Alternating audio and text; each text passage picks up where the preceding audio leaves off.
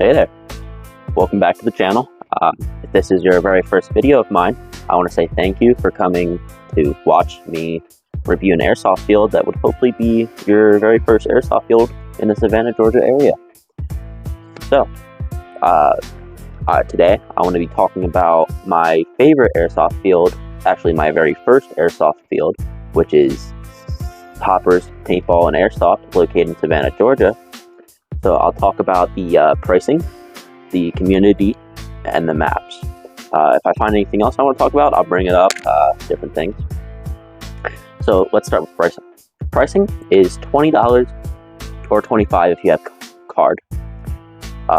That's due to bank fees because banks. So that's actually relatively cheap from what I've seen while traveling around the country. They also do paintball, as I said in the title, in the name of the store. So, I personally haven't played paintball here myself, but it seems to be pretty popular. So if you want to play paintball, that's a pretty good place to do it. I don't know the prices. I haven't asked airsoft paintball prices, but they get big groups of people, so I think it's relatively cheap.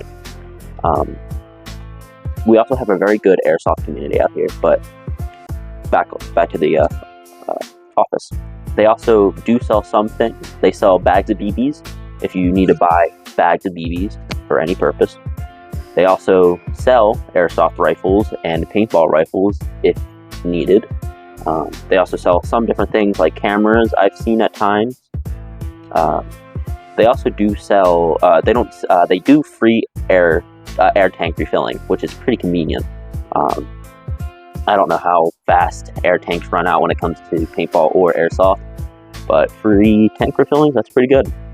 The employees that I've seen, talk to, even the owner itself, himself was very nice, very talkative. They're open to talk to newcomers or people just interested, wanting to ask different questions.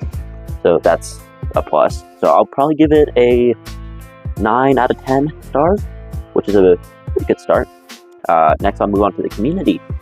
So, the community is probably the best community that I've seen for airsoft anywhere I've been. These guys are very welcoming and helpful to new players, especially to myself. I'm gonna go on a little story here. When I first came to play, the night before, I got a battery, and on the package itself, it said, full charge, you can use it right out the package. Obviously, they lied to me, and I ran out of battery right on the first game.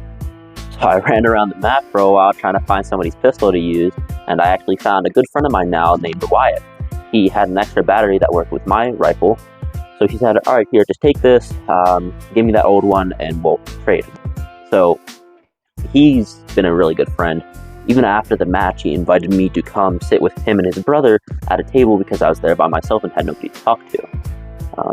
They've become very good friends of mine now, and that's just part of the community.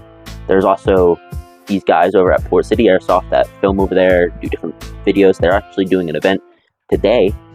They had an event back in May, and this is part 2 of the event called Operation Sovereign Shield. If they ever do another event, I'll put their Discord/website down in the description below if you guys want to go check that out.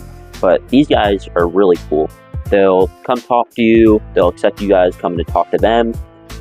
They're very interesting. They have a lot of knowledge about airsoft. If you have any issues with their guns, they'll check it out for you. Usually for a small fee, depending on what it is. If it's something that can get fixed really easily, they'll do it sometimes for free, depending on what it is. If it's like an O-ring, they'll replace it real quick. But those guys, Isaac and Corbin, probably the best guys I ever met at Airsoft. There's also just the rest of the community. There's the guy, James, who starts organizing all the games before we go to play. He's a really cool dude. There's some of those other guys who he sits with and talks with that are pretty cool.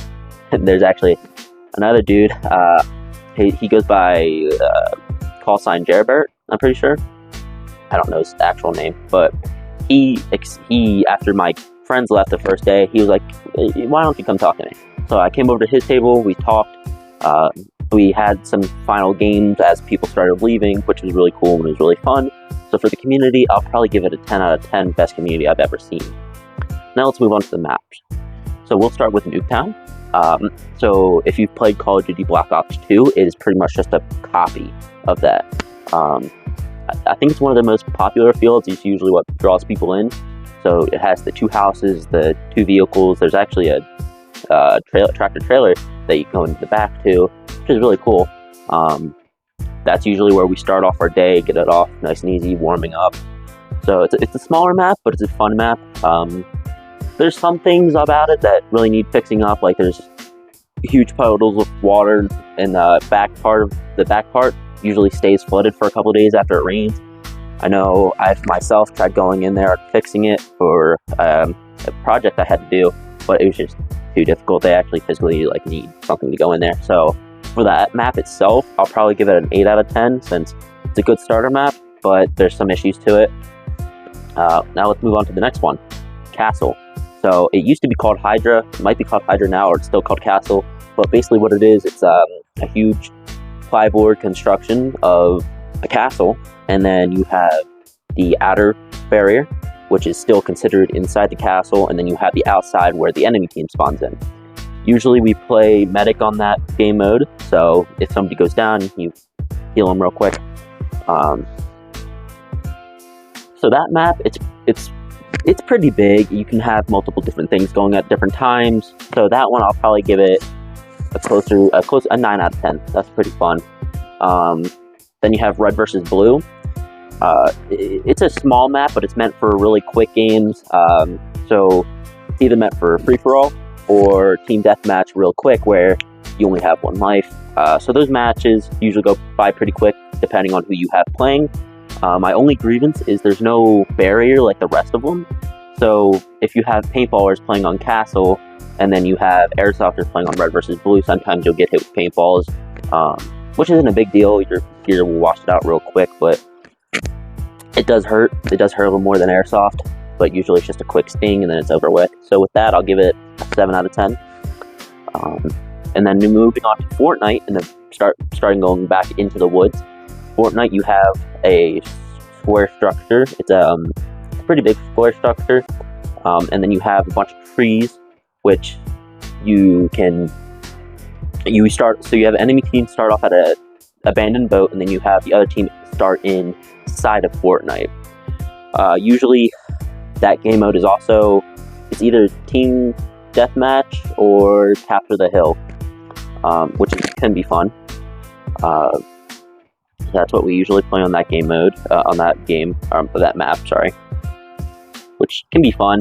My only grievance is if you're playing as an attacking force, you don't have a lot of places to take cover. The trees are really skinny, and you only start getting more cover once you get closer to the actual big structure, but that's usually when you start getting picked off. So it could use a little bit more places to actually take cover behind, but other than that, it's a pretty good map. I'll give that an 8 out of 10. Now, we're going to talk about my favorite map. It's called Trenches. That's the furthest back part. So it's basically what you imagine. You start off, there's 2 teams. They start off on each side. We either play Capture the Flag or Team Deathmatch on that. It's just a bunch of trenches. There's a path on the very right, which a lot of people try to take up and try to move back there, try to capture flags, or you can just go straight up, take cover in ditches, or it's on top of hills. So it's very fun, immersive, and give you some very cool plays, which is why it's my favorite map. Now, let's talk about game modes. For game modes, we have Capture the Flag, Team Deathmatch, King of the Hill, Free For All, and the newest one I think just got added was made by Port City Airsoft guys. They, if you play CS:GO, you have the bomb. So you have the terrorists and non-terrorists. So you set the bomb, and then you have to go and try to disarm it. So that game mode's really fun. It can be tricky at times due to it being new and it's trying to get figured out. But for the most part, it's a really fun map. Game mode. I can get that maybe a 7 out of 10. The one we usually play, Team Deathmatch, classic. You get 8 versus 8 usually, fighting against each other. So it's just playing until whatever time we start. It's usually like 20 minutes. But there's not a real way to win. You just keep shooting BBs at each other because slinging BBs are fun. So classic 10 out of 10. Free-for-all, I haven't seen very much free-for-all games, but just like you imagine, nobody's on a certain team, everybody's just shooting at each other. Usually you get that once you're down to like the last 4 or 5 guys at the end of the day. So like near 2 o'clock, 3 o'clock when people start going home, that's when you start getting like free-for-all. And then you have medic, which is, you usually play this on castle, where if somebody goes down, anybody can be a medic. You walk up, you hold your hand over them or on them for about 5 seconds, and then they're back in the game.